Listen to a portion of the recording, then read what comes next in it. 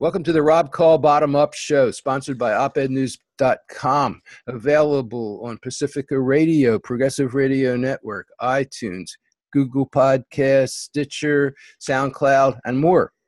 My guest for this show is Wahinkpe Topa, also known as 4 Hours, and Donald Trent Jacobs. He's a faculty at Fielding Graduate University and was formerly Dean of Education at Oglala Lakota College, and he's a tenured professor at Northern Arizona University. He's written 20 books, including Pointed Departure, Returning to Our More Authentic Worldview for Education and Survival. He's also become a regular contributor to opednews.com. His website is 4arrowsbooks.com. Welcome to the show. It's my honor to be with you, Rob. No, it's great to have you here, and I've been wanting to have you on since we met at the conference Darshan Narvaez convened at Notre Dame on Indigenous wisdom, and I'm glad I finally did it. Got you here, and the reason that kind of spurred me to was you wrote an article just recently, a couple weeks ago, and then Mother Earth said "Me Too," which is tying the Me Too movement to Indigenous worldview. So, but I want to start really, and we're going to talk about that, but I want to start, you're one of your more recent books, and you've got 20 of them, is Pointed Departure, Returning to Our Authentic Worldview for Education and Survival. And in it, you talk about how there are two different worldviews. And basically the title, Pointed Departure, is Pointed Departure from the one worldview to the other worldview. So what's a worldview, and what are these two primary worldviews? And talk a little bit about them to kind of set up the rest of this interview. Well, it's a good starting question because it's certainly a subject that is too seldom discussed. Worldview reflection is probably the most important basis for transformation that I think we can do to pull us out of the tailspin I believe our world is in right now. And most scholarship looks at worldview in a different way than I'm saying in the book. Generally speaking, when you see writings about worldview, it means almost anything that anyone believes. So that means that there are billions of worldviews. When the worldview is which of course is a German term, but it was about zeitgeist. Exactly. Well, no, it was Weltanstein. It was looking at the idea that there is a set of assumptions that are the proverbial water that we swim in that undergird all that we do, and that those are uninvestigated assumptions. And that was the original idea of it. It's not the best word for looking at indigenous perspectives, because really in the indigenous way of being in the world, visual is only part of it. It's much broader than that. But it's the one that's used in the scholarship. Well, in the 1950s, the first social anthropologist, Robert Redfield, he was the one that started to write about the worldviews, initially in the United States as relates to what he called primitive people and the other two worldviews, which was the Oriental and the Western. And then as he neared retirement, he found that the Oriental worldview had subsumed the Western so much that it was no longer distinct from the European Western worldview. So he ended saying there's really only two historically observable worldviews. One is the dominant one, under which are a great variety of religions, a great variety of ideologies, a great variety of cultures. The other is one that is being killed, essentially, and that is what he called the primitive one. I'm calling the indigenous one, which also has a great variety of spiritual traditions and cultures. But the common denominators under each of that great variety of cultures are such that makes a huge difference in how those cultures are formed. So, for example, in the dominant worldview, no matter how diverse it is, there is a generally, well, there are of course exceptions across both boards, anthropocentrism, human-centeredness. Whereas in the great variety of indigenous cultures around the world, you find that there is no anthropocentric orientation. In fact, there is a sense of us being an intricate part of nature, interconnected with nature. And if anything, the other than humans, or as David Abraham points out, the greater than humans, are our teachers, right? So I look at indigeneity from a pan-Indian perspective, even though the most important part of indigenous is really something I'm not dealing with, and that is the local knowledge of a particular unique culture. No, I just want to add that I call this show the bottom-up show because I believe we're transitioning from a top-down culture to a more bottom-up culture. And what I really learned most profoundly from our colleague Darshan Narvaez is that humans were bottom up for millions of years before they became top down with civilization, and that indigenous people are still tend to be bottom up in their cultures. So when you talk about being connected to nature and being guided by nature, that's a kind of a systems approach that is very much bottom up and very much the indigenous way. And now you're talking about local, and I think that some of the biggest aspects of bottom up are about being conscious of the systems that you're connected to. I like to refer to that as connection consciousness and being local. So what you talk about in your book, bringing indigenous ideas to Western culture as wisdom that we need to learn, that's essential to learn, is so important. I love what you have to say, so keep on saying it. Sorry to interrupt. No, I love the bottom up words that you're using to describe your work, because it's and the connections that you just made are right on, because a nature-based worldview is non-hierarchical. We don't see hierarchy in nature. We see food chain kinds of dominance here and there, but ultimately, if you look at the system at a large scale, you see cooperative systems. Even Darwin in Descent of Man, he made a disclaimer early on in his book saying, "Look, I'm going to talk about a unique concept that relates to competition, but I want to say up front that the way the world is at large is a cooperative system, right?" But then, of course, neo-Darwinism focused on the competition.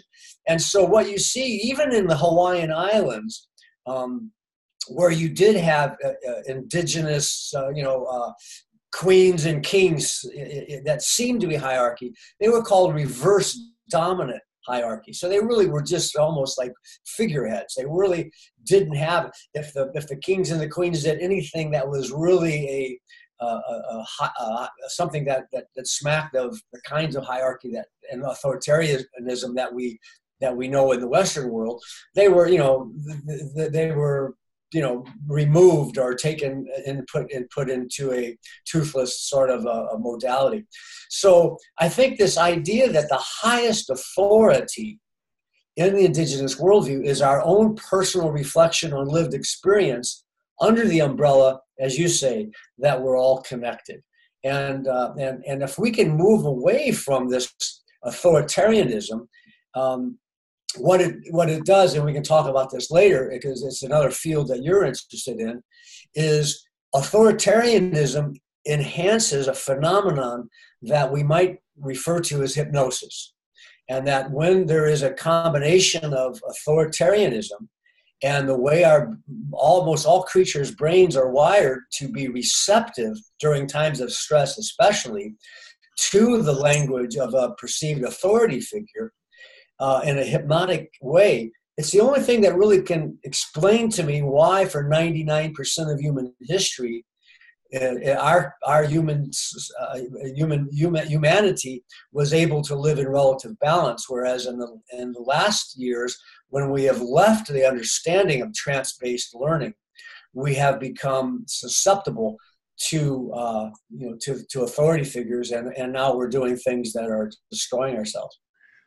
I'm not clear exactly with what you're saying. What I'm hearing is that there are authority figures, there's trance, that before civilization, there was a different way of us living with trance. Exactly. Well, during most of human history and in existing cultures of indigenous cultures, I've lived with the Seri, I've lived with the Raramuri, and what you find is that without the knowledge of neuropsychology and brainwave frequencies and the word hypnosis, there was an understanding that in order to optimize human potential, whether it be for generosity, whether it be for hunting, whatever it was, that we needed to go into an alternative consciousness.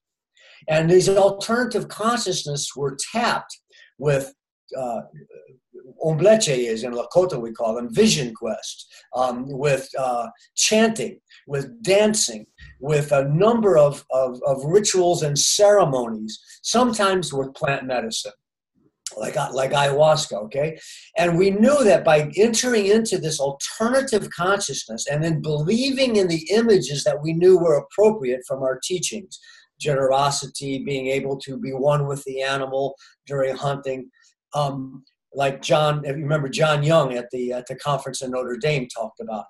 Well, entering into that was a normal part of our lives. We understood that it was natural. We understood that animals during times of stress automatically become in tune with the signals of their dominant person or leader, so that they can all move in the same direction away from the stalking lion.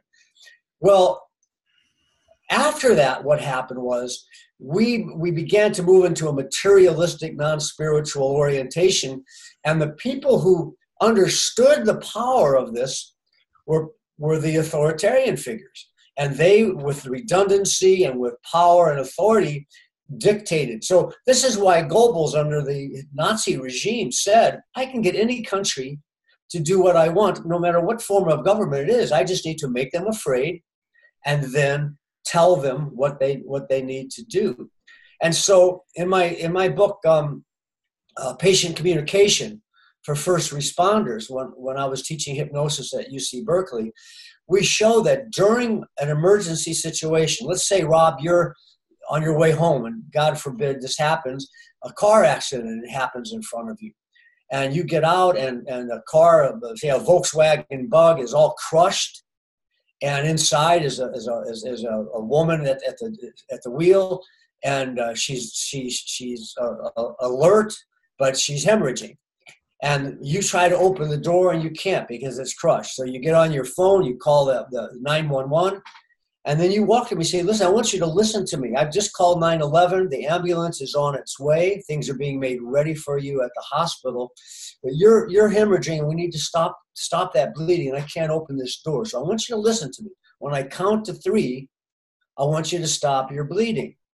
You count to 3, and in 90% of the cases, and the person's autonomic nervous system function will react because they're in a spontaneous state of hypersuggestibility. And this is why the American Academy of Orthopedic Surgeons, in their text, Care and Transportation of the Sick and Injured, say on Roman numeral page 8, in their 8th edition, be careful what you say at the scene of an emergency, because words can become fixed in the patient's mind and cause untold harm. And so therefore, we understand that during times of stress, all creatures become hypersuggestible to the signals or communication of a perceived trusted authority figure. Indigenous people understood that. That's why they didn't have authority figures, and they used trance-based learning as self-agents. But in a world today, what we've done is we've given our fathers, our preachers, our teachers, our politicians, we've given them this power. And the more stress we have, and we're intentionally kept in stress for this reason, the more receptive we are to these authoritarian dictates. And the reason we wind up doing things like, if you excuse my language, shitting in our nest, polluting our water. You're going to have to delete that. This goes on terrestrial radio. Okay, well, excuse me, but I wanted to emphasize that we are doing things that make no sense in terms of polluting our world, our air, etc. And there's no logic in it. Well, there's not logic in it because it's a trance-based learning phenomenon, and so are a lot of the problems that we bring from our early childhood. Well, these didn't exist in indigenous cultures. And that's one of the things that's very rarely talked about is trance-based. Let me get this straight. So trance was an essential part and is an essential part of being an indigenous person. And from what I understand, there are still a couple 100 million indigenous people throughout the world, although they're dwindling. Yeah, 300 million in 5,000 languages, essentially. So 80% of the biodiversity on planet Earth is on only 20% of the surface. And that 20% is still occupied by indigenous cultures living in their traditional ways, struggling against all odds to preserve, the last remnants of. And we sure do need to help to preserve them.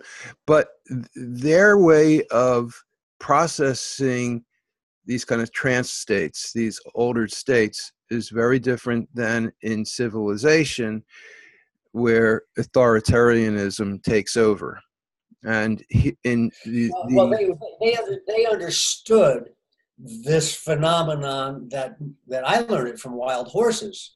If you go on YouTube and put in horse hypnotist, you'll see it. My video when Evening Magazine brought me in to do it. But it's that trance-based learning is a phenomenon that relates to all creatures, especially humans. It's just that indigenous cultures understood that. Whereas in the dominant culture, if you look at all the Abrahamic religions, for example, they say hypnosis is of the devil. So we've put down hypnosis. It's something that's for Hollywood and stage hypnotists or specialized medical people. But the idea of it being a naturalistic thing that we all are involved with all the time, we don't remember that. So we're susceptible to it. So, and I would think that when I've looked at different rites of passage, a lot of them specifically involve inducing altered states in people who are going through their rites of passage. They send them out in the woods and they are there for a really long time, or they give them different plants that change their consciousness. So it's literally a part of growing up to develop a relationship with altered states and trance. Well as opposed to the Western world. For example, I was involved very much in the world of biofeedback and neurofeedback, and a dear mentor friend who passed away recently, Elmer Green, who was one of the pioneers in the field, he was vilified by evangelicals as of the devil because he was teaching people to become self-aware and self-conscious using technologies and ancient meditative techniques as well. Absolutely. And of course, biofeedback uses self-hypnosis in terms of getting the response. So that's exactly on target.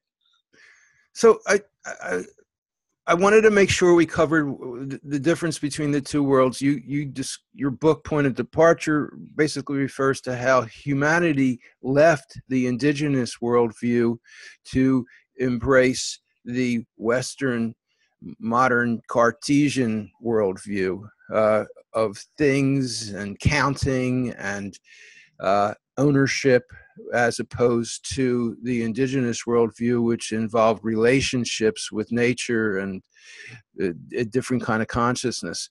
And you took this idea and you applied it in your article, and then Mother Earth said, "Me too."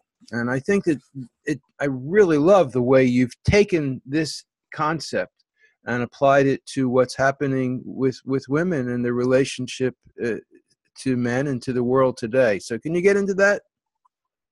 Well, sure. There's Alice I guess Barbara Alice Mann is probably the foremost expert on this. If you get a chance to interview her, it would be great. But the role of women in indigenous cultures is represented really by her chapter in my University of Texas Press book called Unlearning the Language of Conquest. And the title of her, which Vine Deloria Jr. also had a chapter in, and her chapter was called "Where Are Your Women?" and "Missing in Action" is the subtitle. And she tells the story of how when the founding fathers, of course, based this United States unique government on the Iroquois Confederacy. And Bruce Hansen talks about that in his chapter, Adventures in Denial, that was really the first time a balance of powers had ever been considered. And so they brought in people from the Iroquois Confederacy to talk to them. And one of the recorded meetings, they brought in an Iroquois man who the first words that were uttered, that were recorded, were when he looked around at the seven men in their white wigs, he said, "Where are your women?" And so, of course, women were not. That was one of the things left out of the Constitution. They weren't given the right to vote, and instead the European disparaging of women was adopted, as we know that history. But in indigenous cultures, not only were most matriarchal societies, but there was an amazing balance between the roles of men and women, not in the kind of feminist way that has been prominent over the last 50 years. In feminism, there's an effort for women to be equal to men in terms of how they function. Equal roles, because that's how our society is set up. It wasn't really like that. It was that women had their own roles and they honored those roles, and men had their own roles and they honored those roles. But in terms of this egalitarianism and this respect, they were equals are greater. And I say are greater because women don't. When we do our sun dances in the plains cultures that do sun dances, and I've done my four with the medicine horse Teoshpa, with the Oglala. Women don't pierce; only the men pierce. Well, the reason for that is women do well in sun dances. There's piercing that is done with sticks, where you're pierced through your skin and you drag buffalo skulls, or you're hauled up on a tree and you pray for the world.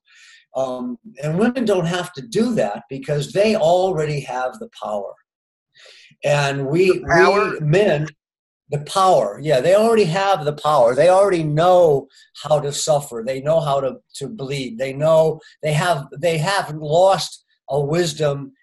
It hasn't been replaced with ego. It has. They have the innate understanding of what we call wolo kokichiapi, peacefulness and nurturing, and all of these things that are requirements for raising giving birth and raising a child. And so women have been honored in this way. But even, in the early days, and Barbara Mann writes about this. Indian people that were called the Fort Indians, the ones that were corrupted and brought over into service after, because of all the horrible abuses. It was an option for people to not be killed. They were actually hired by our early, European Americans to go out and go into major groups and either kill women or disparage their leadership in particular places. And it happens so often, according to Dr. Mann, that even today in Native studies programs, the role of women is diminished in teachings because so many American Indians themselves have fallen into a more European, patriarchal kind of approach. A recent book called "The Heart of Everything That Is," which was about the Lakota warrior Red Cloud, was touted to be by every media outlet in the United States, from the San Francisco Chronicle to the New York Times, which was a bestseller for many months, as being the most fair and honest and accurate portrayal of American Indians ever. I wrote an article for Truth Out called "The Heart of Everything That Isn't," exposing the anti-Indianism. Largely, much of it was about wrong perceptions about women. Again, we're going to talk about anti-Indianism for a minute because I think that's important. I want to just do a station ID. This is the Rob Call Bottom Up Show, sponsored by Op-Ed News. It's available on Pacifica Radio, Progressive Radio Network, on iTunes, on Stitcher, on Google Podcasts, on SoundCloud. And my guest for this show is Four Arrows, who is the author of the book Point of Departure, among 20 other books as well. And we're talking about indigenous worldview and how that applies to a whole lot, but in particular, the Me Too movement. Now, you were referring to, was it the Sundance ceremony? What was the name of the ceremony? Yeah, the Sundance ceremony. It's a topic. It's one of those very sacred ceremonies that we really don't talk much about. But I was just making the point that one point to show that the respect for women is very high. I'll give you an example. Well, I just wanted to add a couple of things. In your book, you talk about how the Sundance ceremony was totally banned in the United States for about 70 years. And up until the Religious Freedom Act, and I think it was the 1970s, all of our, even going into an anipi ceremony, a sweat lodge, was illegal. Wow. That's...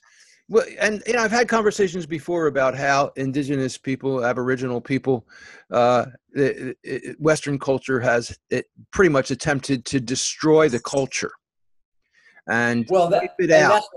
That's what happened. Yeah, that's what happened in the book I was just talking about.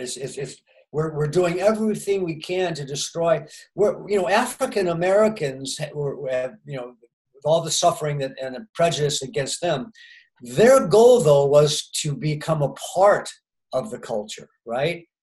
That has never been the case with the indigenous people. We have such a different worldview that was not what we wanted to do. So the boarding schools, which, like in Canada, under the Truth and Reconciliation Act, we now know that more Indian children died in boarding schools, which also were up till 1972. And these were schools where they took the children away from their parents and the communities in order to convert them to Christianity, to take away their culture. And the same thing happened in Australia as well. All over the world, and the United States, of course. But the Truth and Reconciliation Report was $1 million study that gave great concrete evidence to this. And one of the statistics is that in Canada, 24% of all Canadian soldiers died in battle in World War II. 25% of all Aboriginal children put into boarding schools died in the schools from abuse. So more children died than in schools than soldiers died in battle. So there's a strong effort to put down the indigenous worldview. When I was at Pine Ridge, there were 14 of us hiking into a border town to stop an alcohol selling store. And when we got into this town, there must have been 40 police cars, German shepherds all over the place, people on rooftops with guns. The reaction to the reaction to indigeneity. Look at Standing Rock, where we had I was there 4 tours of duty, and shot at with rubber bullets and pepper sprayed, and who was the military tiger swan outfit was actually, in full operation. This is a major paramilitary operation. Now, this wouldn't have happened to a group of non-Indian people protesting something else. There's a great fear because all of the basic values of Western culture, property ownership and authoritarianism, all the things we've been talking about, they are challenged by the indigenous worldview. And the women thing is one of them. One of the fun stories that I tell about balance between men and women is going, back to the Me Too movement, is men in the traditional Lakota way would be the only ones to decide whether to go into a battle.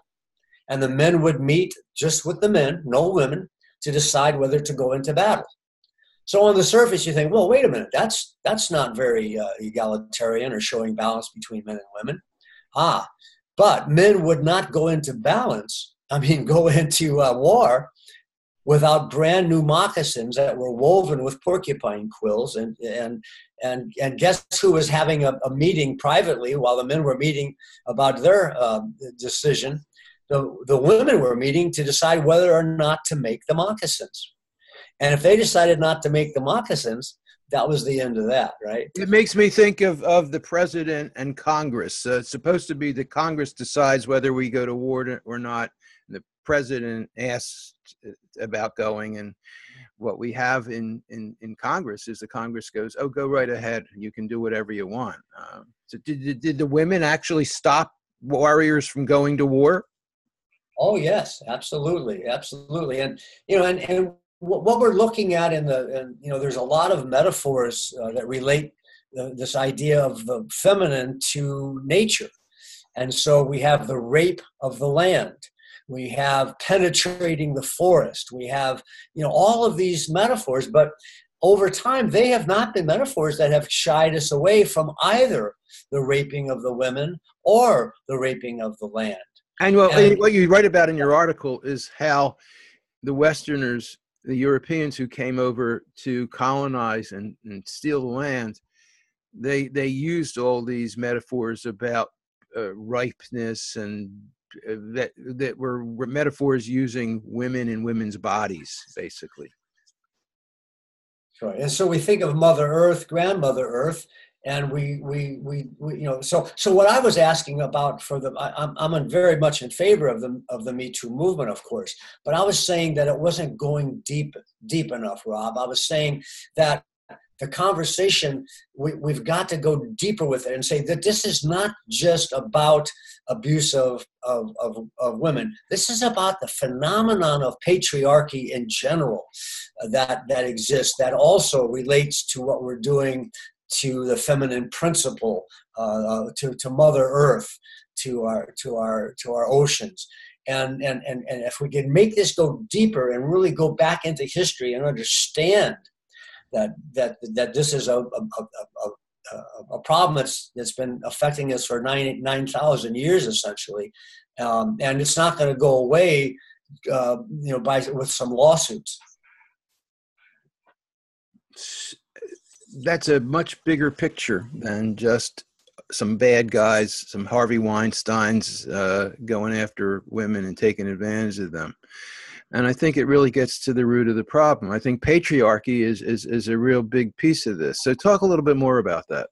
And where patriarchy, where does patriarchy fit into the indigenous worldview? And well, it really doesn't, and that's what I'm saying is that not only were most indigenous cultures matriarchal, but aside from that sort of economic phenomenon, there was this sense of an absolute balance, an absolute sense of egalitarianism and of mutual respect, and it went across the board. In many ways, the phenomenon of anthropocentrism or human-centeredness, which all of us that grew up in the dominant culture have. We have intellectual exceptionalism, and we have people that love animals and understand how important it is, but still at some level of our psyche we feel we're superior to them. It doesn't mean we're not talking about veganism. My daughter's a vegan, and I understand that. We're not talking about whether you should eat meat or not.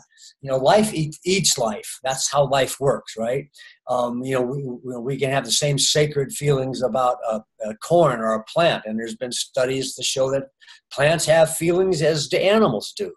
But this is really not about a sense of great respect, that if you are going to kill, you do it with great thoughtfulness and decisions about the greater good, and respect for the animal if you're going to hunt and kill an animal to feed your community.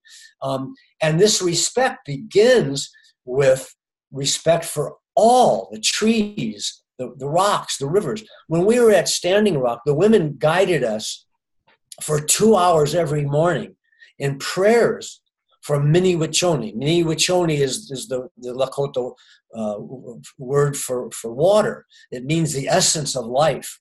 And so the men would line up going down to the river, hundreds, and sometimes there were over 1,000 of us. Men were lined up, and then the women would all carry their water and tobacco, and they would touch our hands so they wouldn't fall down the embankment, and hold on to us as they were walking down. And then they would go down to the river, and while everybody was singing, and they would bless this water as a relative, not just as something that provides nourishment, but as a relation. And this is the phenomenon that from that, we did not have homophobia. We did not have anti-women perspectives or controlling of women, because we didn't have that in nature. And so that's the deeper part of this. Until we can truly call natural resources our relations and mean it, we're going to continue to have hierarchy in which if we look down on a bumblebee or an ant with a sense of absolute superiority, that's going to lead us to looking down on somebody that's a different color or speaks a different language or has a different set of economics. Now, this flies in the face of most religions, where they're talking about this God or founding figures and ultimate authoritarianism. I guess that's why there is such there has been such a historic systematic attempt to destroy indigenous culture and attack it and lie about it. I mean, in your book, you talk about how even academics and journalists have characterized indigenous people as savages. And what do you have to say about those accusations? Well, and that's in the book, the best-selling New York Times book a couple of years ago, by Drury and Clavin, who are historical, documentarists. They use the word savage 17 times in a book that was supposed to be honest and reflective.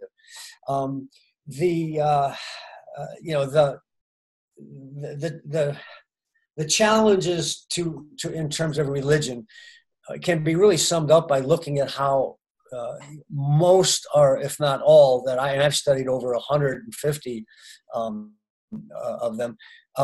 Indigenous culture's word for what in the dominant culture we would call God always translates to something that is very close to great mysteriousing. So it's not just great mysterious, it's a verb. It's great mysteriousing. It's not only so mysterious that we can't quantify it as mysterious. It's still in process. It's moving. Most indigenous languages were verb based, but if you consider this great creative energy with great respect and sacredness, as indigenous cultures do, as something that is so utterly mysterious, then you cannot create religions from it that mandate any kind of absolute requirements that if you don't do this, you will rot in something called hell. I wrote a peer-reviewed article for the University of British Columbia a few years back called "False Doctrine," in which I quote Thomas Paine's reference to the considerations of adopting Christianity as for the United States, as a national religion. And of course, he stood strongly against it, but was buried in a pauper's grave, with nobody in attendance, including Ben Franklin, as a result. The article was called "False Doctrine: The Influence of Christianity on the Failure of Indigenous Political Will." An academic title, but it was published and it really speaks to how organized religion, because all religions are the founding fathers of all religions essentially said the same thing, and the same thing as indigenous people essentially say. It's just when they become political. So all spiritual paths, whatever they are appropriate until they become exclusive. And of course, exclusive. What do you mean by exclusive? Well, the doctrine of exclusive salvation, for example, that if you do not believe in my religion, then you will lose any opportunity for everlasting life or whatever. It's that fundamentalism that is the problematic. I years ago I wrote some rules for religion, kind of based on Isaac Asimov's laws of robotics, and my first one is that any religion that does not respect other religions does not deserve respect. That's the idea, that there's all of these multiple paths, right? But when the religion gets to the place where what you just said happens, then the respect is lost, and that's really the best definition I can give for traditional indigenous spirituality is simply giving significance to everything in a respectful way, with the recognition of interconnectedness. And what we're talking about, it really is complementarity. The idea that things that seem to be polarized and opposite, most of them, maybe not all, but most of them have deep complementarities to them, and learning how to seek those complementarities. But in the spiritual traditions and the religious traditions, all have narratives, stories. And one of the great stories Joseph Campbell made kind of popular have to do with called twin hero mythologies. Now, in the Roman and Egyptians, they took the original primitive or primal twin hero mythologies that informed humans, and they modified them so that Cain and Abel, Jacob and Esau, Romulus and Remus, they represent, as all twin heroes, the sun and the moon. That's the balance of the directness and the strength of the sun and the reflectiveness and the passiveness of the moon. They were always in balance until then. But now what happens? Romulus kills Remus, right?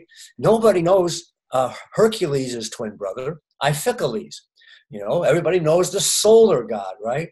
But in indigenous cultures, like in the Navajo story, you have Monster Slayer, who was the solar god, or the solar twin, and you had Child Born of the Water, who is the lunar twin.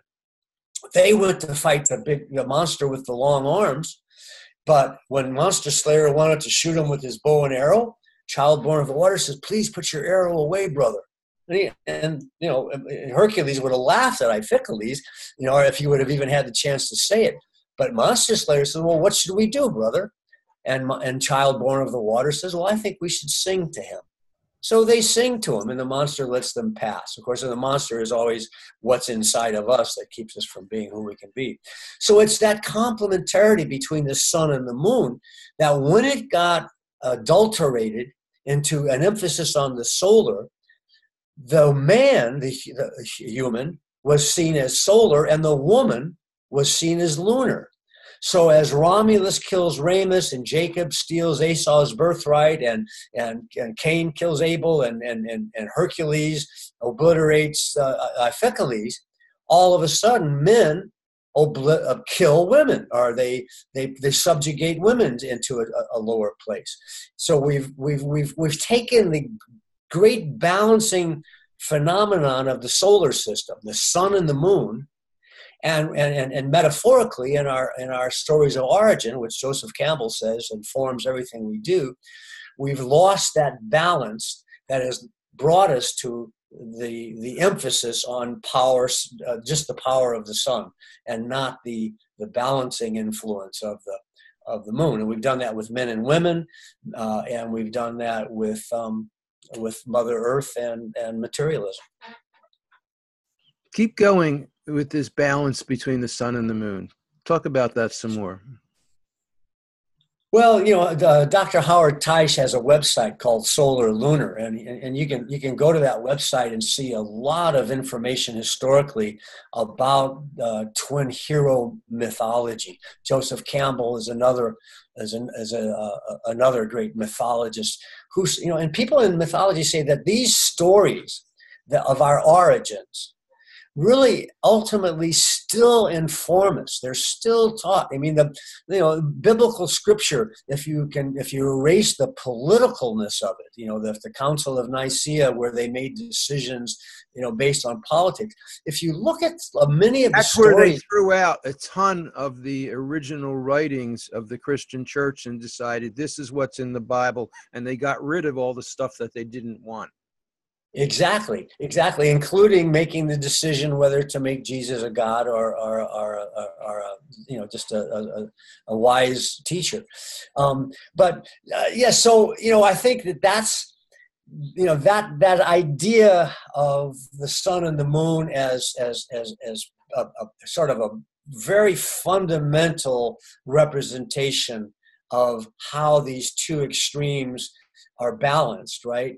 And how the mythologies that came from them about that were genderized and always brought into balance. And that's why every culture in the world has these twin stories. And sometimes it's a man and a woman twin, two women twins, two men twins. But ultimately, one is always one that's very direct and strong and powerful, representing the sun's rays. And the other one is equally powerful, but in a much more reflective way. Sort of like the story of the I can't remember what culture it was, but back in the days of the Crusades, where somebody could take a broadsword and break a rock with it, and someone else came up with a silk, scarf, and took his very sharp, small sword and split it. The silk in half, right? They're both equally powerful, but in very different ways. And so this is how the twins were used to say, sometimes we've got to be strong and direct. Sometimes we've got to be reflective and humble. And these kinds of dynamics are all ultimately blended into one. And that was the relation. I think what you're saying is that the power of the sun, the sun god, the sun child, is the one that has been embraced by Western cultures rather than the balance between the two of them. Right. Not only embraced, but also the other one has been discarded or subjugated to oppression. Now, I want to ask you a little bit about you. Now, I read that you're 132nd Native American Indian. The whole idea of quantitating blood quantum is so despicable to me. I'm going to kind of. You wrote about it. That's the only reason I felt comfortable asking you about it. Yeah. And I'm sorry that I put that in, right. And I did that because I felt at the time I felt prey for it. Let me tell you a little bit about myself and my indigeneity, because we're in a world right now where one of the great critiques of what's happening with romanticizing the indigenous is a phenomenon that we call wannabes. And you know, I presented this at Notre Dame because you were there. And I made this say, you know, we've got to not misappropriate the indigenous spirituality and dress up Indian and play Indian without you know, while we continue to kill the indigenous, right?